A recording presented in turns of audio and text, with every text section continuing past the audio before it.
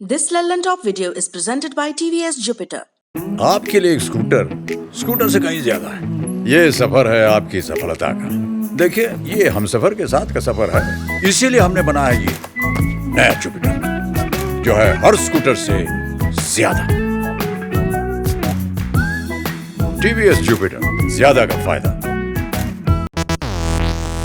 Banaras Hindu university यानी BHU दुनिया के सबसे अमीर लोगों में शुमार मुकेश अंबानी की पत्नी नीता अंबानी को यहां विजिटिंग प्रोफेसर बनाने का विवाद अब अगले स्टेज पर पहुंच चुका है। नीता अंबानी रिलायंस फाउंडेशन की चेयरपर्सन भी हैं। पहले तो BHU में कुछ छात्रों ने इस प्रस्ताव का विरोध किया। 17 मार्च बुधवार को खुद नीता अंबानी की कंपनी रिलायंस की तरफ से जवाब आया कि उन्हें तो विजिटिंग प्रोफेसर के तौर पर BHU आने का न्योता ही नहीं मिला है। इधर BHU की जिस फैकल्टी में उन्हें विजिटिंग प्रोफेसर बनाने की बात कही गई थी, उसका दावा है कि न्योता तो भेजा गया था। इस बीच BHU का बयान आने से कंफ्यूजन और बढ़ गया है। आइए बताते हैं इस पूरे मामले में क्या पेच है। मंगलवार 16 मार्च का दिन बनारस हिंदू विश्वविद्यालय परिसर में कुलपति राकेश भटनागर के आवास के बाहर 40 से ज्यादा स्टूडेंट जमा थे, विरोध प्रदर्शन कर रहे थे। इन्होंने VC को एक ज्ञापन सौंपा। विरोध की वजह थी रिलायंस फाउंडेशन की चेयरपर्सन नीता अंबानी। हाल ही में खबरें आई थीं कि यूनिवर्सिटी की सोशल साइंस फैकल्टी ने रिलायंस फाउंडेशन को एक प्रस्ताव भेजा। इसमें नीता अंबानी को उनके महिला अध्ययन केंद्र में विजिटिंग प्रोफेसर के रूप में शामिल होने के लिए कहा गया। बता दें, सोशल साइंस फैकल्टी का महिला अध्ययन केंद्र तकरीबन 2 दशक पहले स्थापित किया गया था। यहाँ विजिटिंग प्रोफेसर की 3 पोस्ट हैं। नीता अंबानी के अलावा 2 और विजिटिंग फैकल्टी पदों के नामों पर विचार किया गया है, वो भी गौर करने वाले हैं। ये हैं अरबपति उद्योगपति गौतम अदानी की पत्नी प्रीति अदानी और स्टील टाइकून लक्ष्मी मित्तल की पत्नी उषा मित्तल। फैकल्टी के डीन बोले, इनवाइट भेजा था। जिस सोशल साइंस फैकल्टी से नीता अंबानी को प्रस्ताव भेजा गया, उसने इसका बचाव करते हुए महिला सशक्तिकरण से और ज्ञानवर्धन का हवाला दिया। सोशल साइंस फैकल्टी के डीन प्रोफेसर कौशल किशोर मिश्रा ने लल्लन टॉप से बताया, हम ग्रेजुएट और पोस्ट ग्रेजुएट कोर्स के साथ साथ महिला सशक्तिकरण से संबंधित शैक्षणिक और शोध कार्य करते हैं। परोपकारी उद्योगपतियों को शामिल करने की BHU की परंपरा को ध्यान में रखते हुए हमने रिलायंस फाउंडेशन को एक पत्र भेजा था।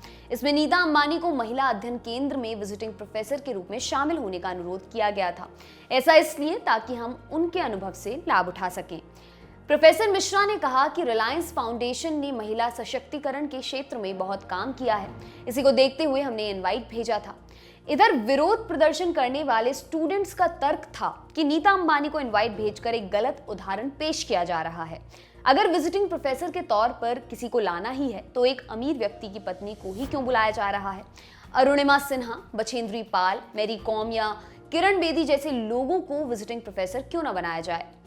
उधर बुधवार सुबह तक ये बवाल चल ही रहा था कि रिलायंस की तरफ से मामले में सफाई आ गई। रिलायंस ने आधिकारिक तौर पर कहा, नीता अंबानी के बनारस हिंदू विश्वविद्यालय में विजिटिंग प्रोफेसर के तौर पर जाने की खबरें पूरी तरह से गलत हैं।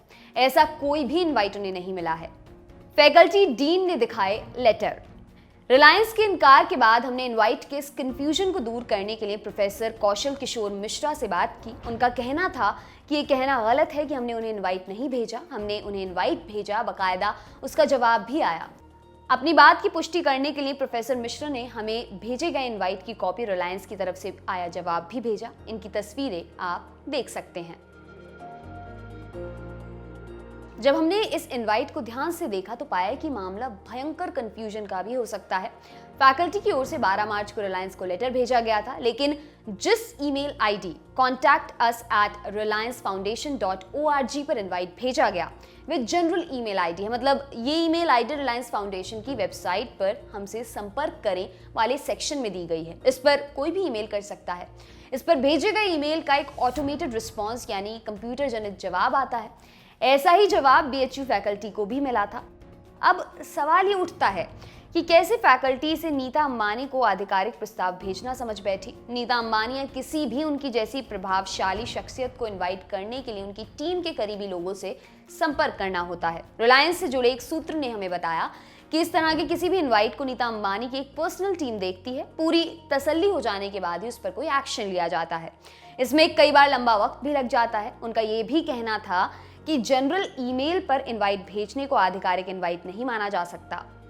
इस सारे विवाद के बीच बुधवार दोपहर को बनारस हिंदू विश्वविद्यालय की तरफ से आधिकारिक बयान आया। यूनिवर्सिटी ने कहा, बीएचयू स्थित सामाजिक विज्ञान संकाय के महिला अध्ययन केंद्र में नीता अंबानी को विजिटिंग प्रोफेसर बनाए जाने के बारे में कोई आधिकारिक निर्णय बीएचयू प्रशासन ने नहीं लिया है और ना ही ऐसा कोई प्रशासनिक आदेश जारी हुआ। बीएचयू में विजिटिंग प्रोफेसर की नियुक्ति के लिए विद्वत परिषद की मंजूरी आवश्यक होती है।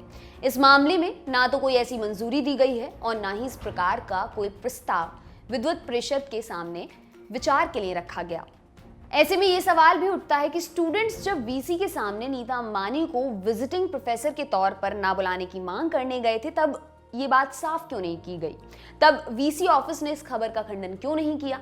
जब हमने सोशल साइंस फैकल्टी के डीन प्रोफेसर कौशल किशोर मिश्र से बीएचयू प्रशासन के इस बयान के बारे में पूछा तो वह इसे यूनिवर्सिटी का फैसला बताने लगे। उन्होंने कहा कि इतना बड़ा फैसला कोई डिपार्टमेंट अपने आप कैसे ले सकता है। अब जो हुआ सो हुआ, हम सब यूनिवर्सिटी के वक्तव्य के साथ खड़े हैं।